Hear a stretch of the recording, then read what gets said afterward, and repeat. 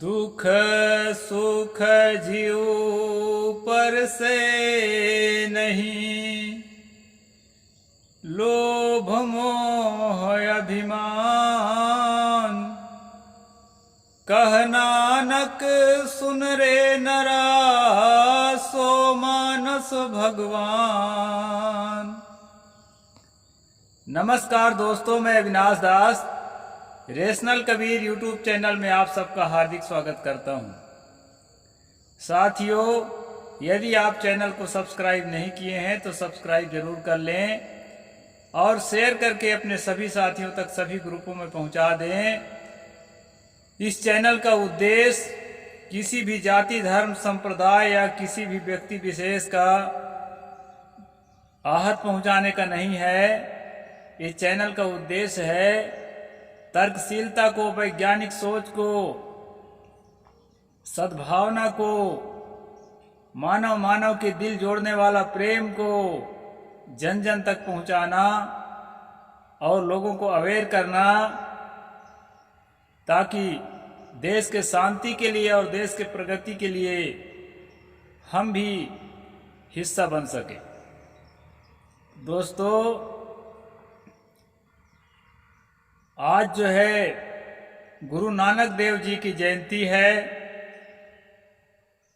मैं गुरु नानक देव जी को सत सत नमन करता हूँ। सत श्री अकाल, उनको नमन करता हूँ। और जो है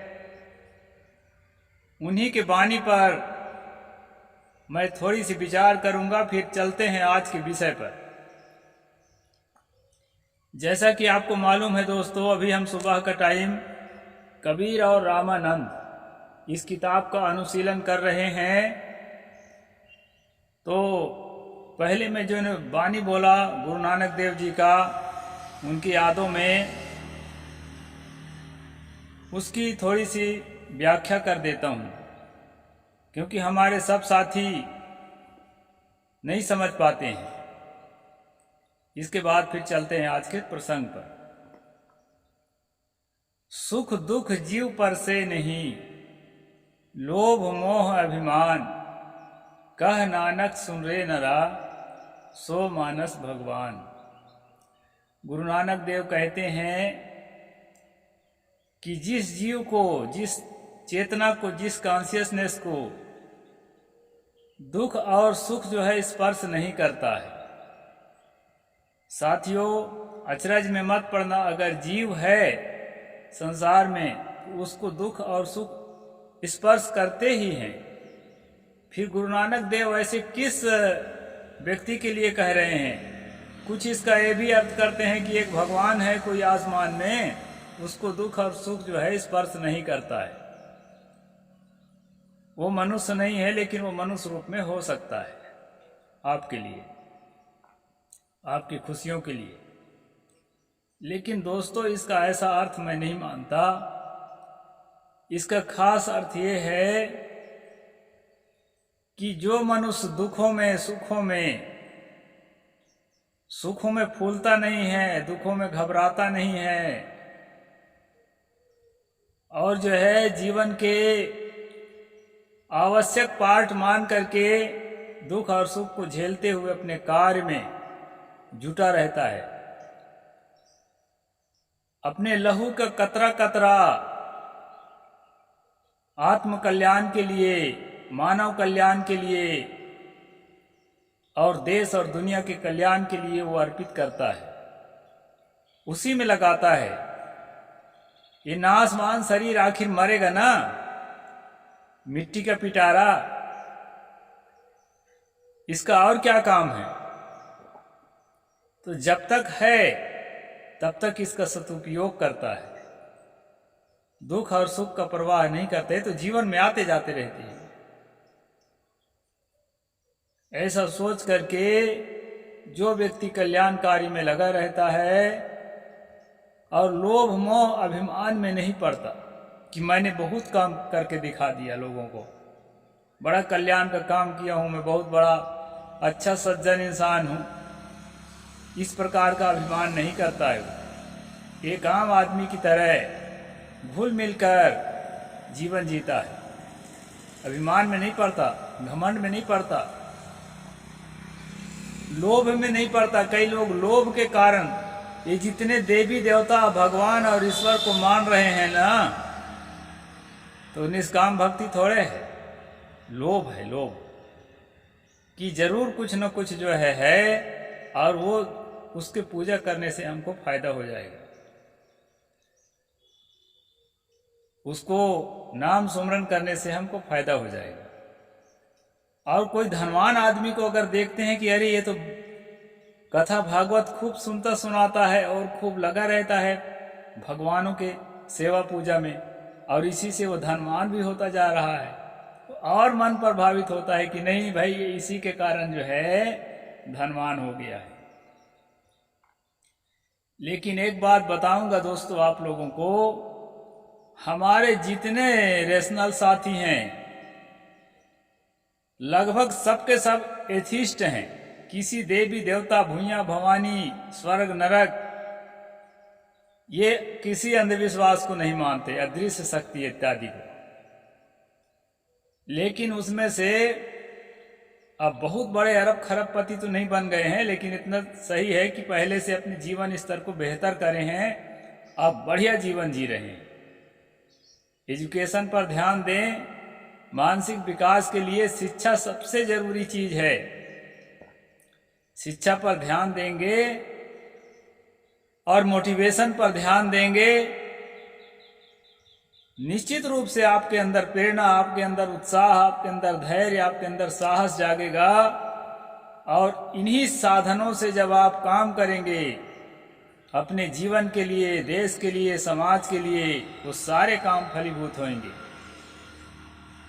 इसलिए दोस्तों अलग से किसी ईश्वर का कोई लेन देन नहीं होता है। आपके जीवन जितना निखरता है, जितना संवरता है, जितना आप अपने आप को तैयार करते हैं, उससे आपका जो हिस्सा बनता है ना समाज में, उस हिस्सा को कोई छीन नहीं सकता। गुरु नानक देव कहते हैं लोभ और मोह में पड़ता है आदमी, जिंदगी के मोह में,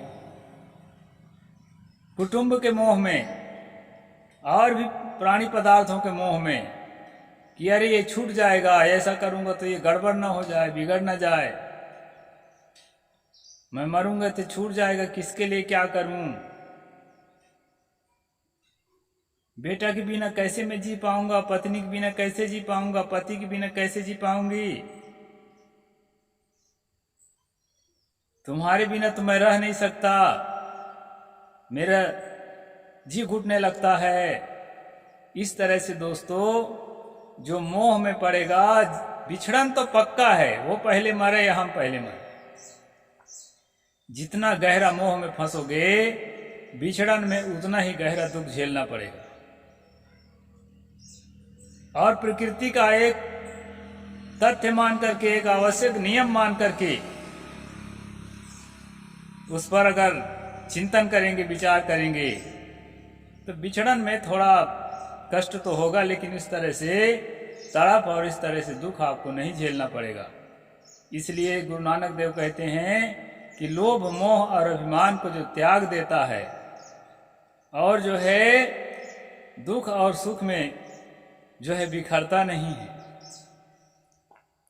ऐ मनुष्यों ध्यान से सुनो, वही भगवान है। मनुष्य ही भगवान होता है दोस्तों, मनुष्य से अलग कोई भगवान, ईश्वर जैसी कोई चीज नहीं होती है।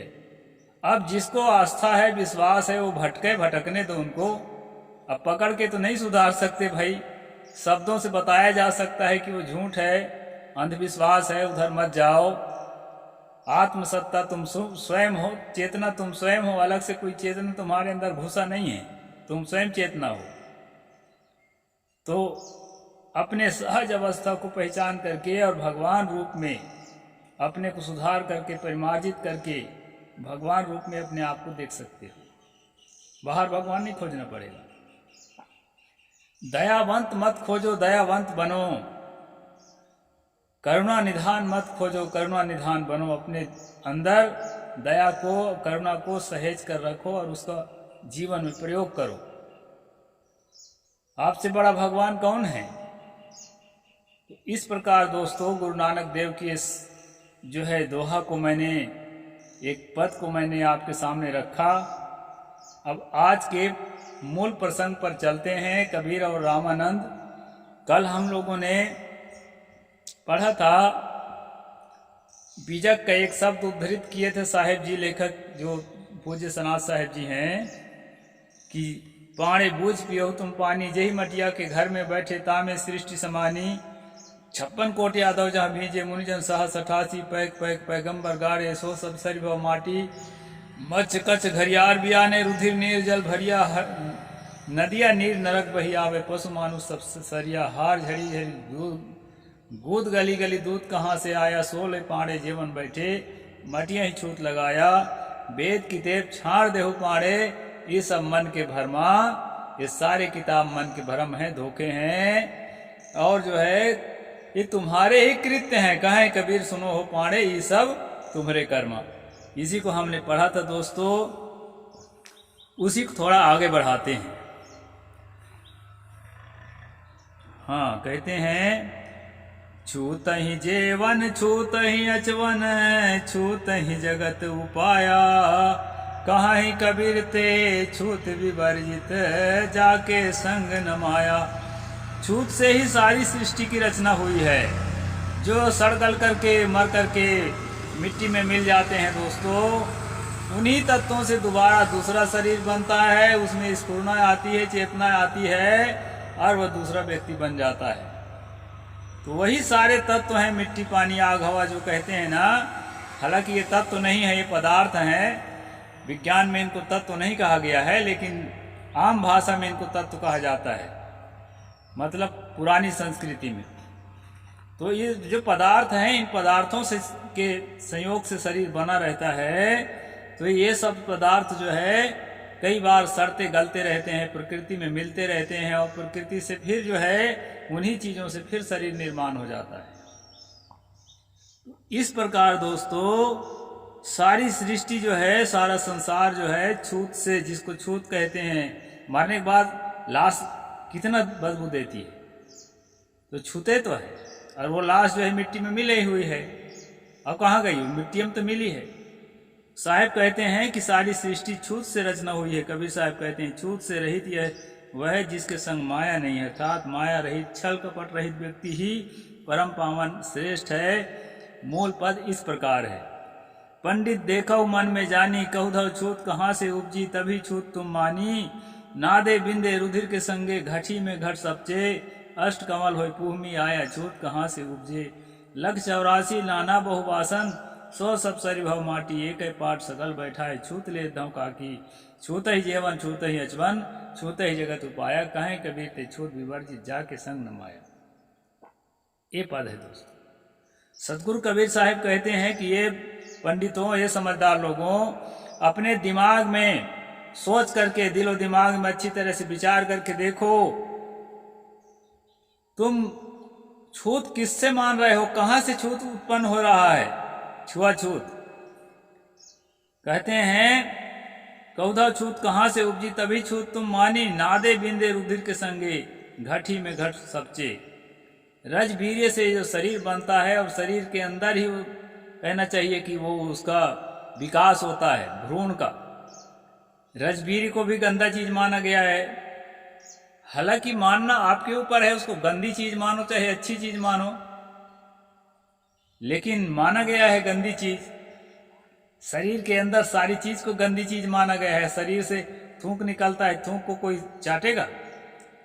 मुख जबकि पवित्र माना गया है, अब मल मूत्र को चाटने के सवाल नहीं है। तो सारी गंदगी जहां बनती है, वहीं पर जो है हम लोगों का शरीर भी बना रहता है, उसी शरीर के अंदर। सदगुरु कहते हैं घटी में घट सपचे, अष्ट कमल होय पुहमी आया, छूत कहाँ से उपजे। अष्ट कमल यहाँ पर दोस्तों यौगिक भाषा है, योगियों का भाषा। अष्ट कमल का मतलब होता है महिला का योनि द्वार, जहाँ से मनुष्य जन्म लेकर के आता है। अष्ट कमल होय पुहमी आया, उसको भी गंदी जगह माना गया है। हाथ छू जाता है भक्तिनों के तो पेशाब उसाब करने में तो हाथ को फिर धोते हैं, तो अच्छी जगह तो नहीं मानी गई है। तो गंदी जगह से ही आए हो, गंदी जगह में तुम्हारा निर्माण हुआ है, फिर छूत अछूत तुम अपने आप को पवित्र मान लिए, दूसरे को अछूत मान लिए, वैसे तो अभी आया है।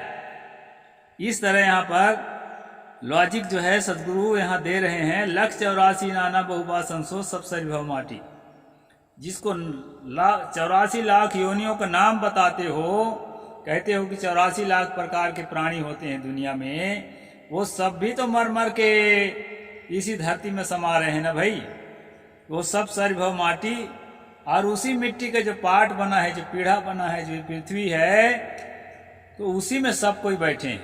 हिंदू, मुसलमान, ईसाई, बुद्धिज्म, क्रिश्चियन, सिख और ब्राह्मण, पंक्ति पावन ब्राह्मण, पंक्ति दूषित ब्राह्मण, ये सब मैं बताया था ना आपको मनुस्मृति में। मनुस्मृति के स्ट्रीम शाम को जो करता हूँ उसमें बताया था कि ब्राह्मण में भी ऊंच नीच कैटेगरी है। वो सबके सब इस धरती में मर के ऊंच वाले भी नीच वाले भी समा गए, और साथ साथ जिसको भंगी चमार, टट्टी उठाने वाला कहते हो, और जिसको जो है गली साफ करने वाला कहते हो, और जिसको जो है मरे पशु उठाने वाला कहते हो, वो सब भी मर मर के, अशुद्ध से अशुद्ध आदमी भी मर करके इस धरती पर समा गए हैं, और उस धरती में सब कोई मिल करके बैठे। ये सदगुरु कहते हैं, छूते ही जीवन, छूते ही अचवन, छूते ही जगत उपाया। संसार का सब कुछ जो है छूत से ही पैदा हो रहा है, अशुद्धि से ही पैदा हो रहा है। खाते हो वो भी अशुद्धि से पैदा होता है, पीते हो वो भी अशुद्धि से पैदा होता है। सदगुरु कहते हैं, कहीं कबीर ते छूत विवर्जित जाके संग न माया। वही आदमी छूत से बचा हुआ, वही आदमी परम पवित्र है जिसके जीवन में माया नहीं है, छल कपट नहीं है। संसार के प्राणी पदार्थों के प्रति आकर्षण में फंस करके जो लोगों के साथ जो है धोखा नहीं करता है, माया को इसे मुख्य अर्थ धोखा होता है। जो संसार के प्राणी पदार्थों के लालच में पड़ करके जीवन के नश्वरता को नहीं जानते हुए लगता है कि मैं अजरे अमर हो जाऊंगा, और सारा छल कपट करके, लूट करके, डाका डाल के और जो है रिश्वत लेके संपत्ति इकट्ठा करता है। जिन लोगों को जो है वो खूब पालता पोसता है, गलत धंधा के द्वारा उनको नैतिकता नहीं सिखाता है, उनको मानवता नहीं सिखाता है, जैसा करता है वही बच्चे सीखते हैं। तो वही बच्चे फिर जो है ना बुढ़ापे में जूता मारते हैं, क्योंकि नैतिकता तो उनके अंदर है नहीं। धन ही तुम्हारा भी लक्ष्य था, धन ही उनका भी लक्ष्य है। दोस्तों, जूता खाने का काम मत करो। सदगुरु कहते हैं, कहें कबीर ते छूत विवर्जित जाके संग न माया। जो माया से, धोखा से, छल कपट से अपने जीवन को निकाल चुका है, जो पवित्र जीवन जीता है, वही जो है परम शुद्ध है, परम पवित्र है। बाकी शरीर तो सबका वैसे ही है। इस प्रकार जो है साहेब पुनः कहते हैं, एक है त्वचा हाड़ मल मूत्रा, एक रुधिर एक बूंदा, एक बूंद से सृष्टि रची है को ब्राह्मण को शूद्रा। सबका शरीर एक ही प्रकार की रचना हुई है, इसलिए ना कोई ब्राह्मण है न कोई शुद्ध है, सब कोई जो है मनुष्य हो, और मनुष्य बनकर सदगुरु के सामने जाकर के नतमस्तक हो और सच्चा ज्ञान को ग्रहण करके और अपने जीवन का कल्याण करो। इस प्रकार सदगुरु कबीर साहब का दोस्तों विचार है। इतना ही नहीं, हिंदू मुसलमान का विभेद भी मिथ्या है। राम में रमो ना, कोई हिंदू है ना कोई मुसलमान, ना तो कोई ब्राह्मण है, ना शूद्र, ना अछूत। कबीर साहब जोर देकर कहते हैं, झूठे अहंकार में कोई मत भूलो। हिंदू तुर्क दोनों कुल झूठे हैं। यानी जितने प्रकार के रिलीजन्स हैं ना, और जितने प्रकार कास्ट हैं, कास्ट रिलीजन दोनों धोखे हैं। आदमी केवल आदमी है, आदमी से ज्यादा कुछ भी नहीं है। आदमी केवल आदमी है, आदमी के आदमियत का व्यवहार करो। सारे भेदभाव अपने दिलो दिमाग से निकाल कर बाहर करो, और सबसे प्रेम करो। यही मानवता है और यही धर्म है। मानवता ही धर्म है दोस्तों, इसके अलावा कोई धर्म वरम नहीं है। ये सारे धर्म नाम से चलने वाले जो कम्युनिटीज है ना, ये सब अफीम के गोला है, उसमें धुत मत रहो, धोखा है। मनुष्य मात्र की केवल एक जाति है और मानवता ही एक धर्म है, बाकी सब बकवास है। ऐसा यहाँ जो है पूज्य साहिब जी के लेख के अनुसार मैं पढ़ करके आपको सुना दिया। दोस्तों, अब आगे की बात मैं कल सुनाऊंगा। साहिब बंदगी, सत श्री अकाल, जय जोहार, जय भीम, जय भारत।